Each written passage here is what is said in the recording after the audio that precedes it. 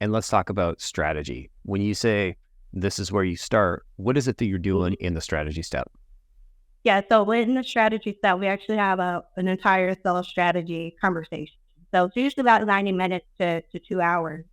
And we have 20 questions that we go through. And what is always interesting to me, and we usually have the CEO, president, sales leader, if they have one in place, is I find out of 20 questions, they are on the same page with about 20 to 30% of the questions. And we could spend 30 minutes just on who's our ideal client, right? Who is that ICP? What markets do we want to go after? And I find a lot of times people are shooting too, the net is too wide. And they think, oh, well, we can go after anybody or this particular industry. And it just creates more confusion versus going narrow and then go wide. So we spend a lot of time on getting the strategy right. Who's the target? What is our messaging? What is our value proposition? Where are people typically reaching out to us in the process? Are we prospecting? Have they already done some research, right? So all of that will gauge and really guide how we build out the rest of the process by understanding that. But that's where there tends to be the most misalignment. And if there's misalignment on strategy, it's just going to flow down here. It's no secret that predictable revenue does outbound for other companies. And it's one of the hardest things is if a client doesn't have strong convictions over strategy, or if they don't give us good guidance over strategy. If you're trying to sell, pharma software to farmers in Nebraska, might sound similar, but it's not going to work. And I've probably shared this example on the podcast before, but I had a client who I know the founder fairly well. And we worked with them for 6 months. We booked 56 meetings for them. And at the end, I was grilling his AE because I'm like, hey, this isn't working out. What's going on? Oh, well, we've never actually closed a customer like this in the segment that we had you targeting. We found out at the very end that this was just a market test. And it's like, what? Why didn't we say that in the first place? We've been grilling ourselves over ROI for however long. And we would have said, hey, let's change it because you're rating us on ROI. But, we are not giving us something where, we could be ROI positive because you've never closed one because, case studies, this and that.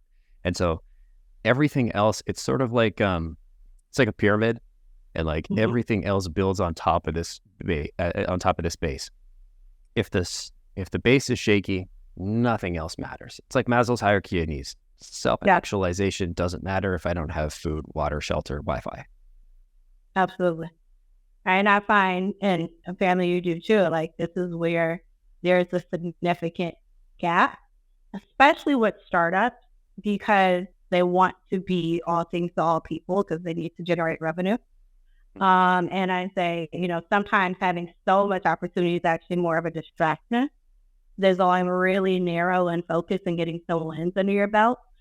Plus, it is much easier to have one process with one market than trying to sell to multiple markets or SMB and enterprise. Those are two completely different processes and two completely different strategies, right? As you can probably speak to. And so it's having that clearly defined is really important to be able to build everything else out correctly.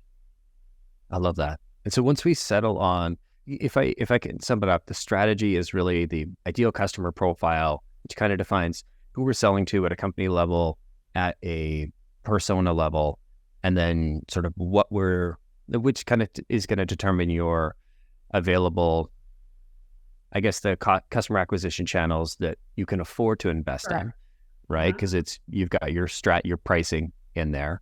And then it's going to have your sales process that you're going to follow, because you're not going to follow an enterprise sales process for a $4,000 a year, right? And so it's kind of ideal customer profile, the money, the sales style or process. Is that fair? Who are we selling to? What are we selling? How long does that typically take? What's our value proposition? Or is there already an incumbent, right? Are they already buying what you sell, but they're buying it from somebody else? And I know we have a similar client that we both work with, right? And loves that guy.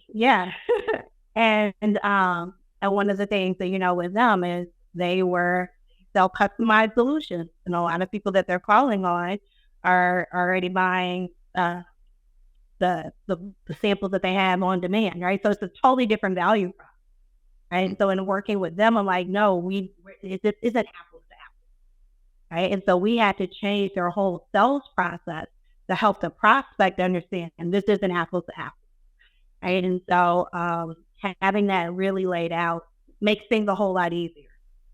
Mm-hmm. And one thing that we've been, and like for context, we share Brian. He's one of our case study customers. He was one of our early customers. Love Brian. Hey, bud, if you're listening.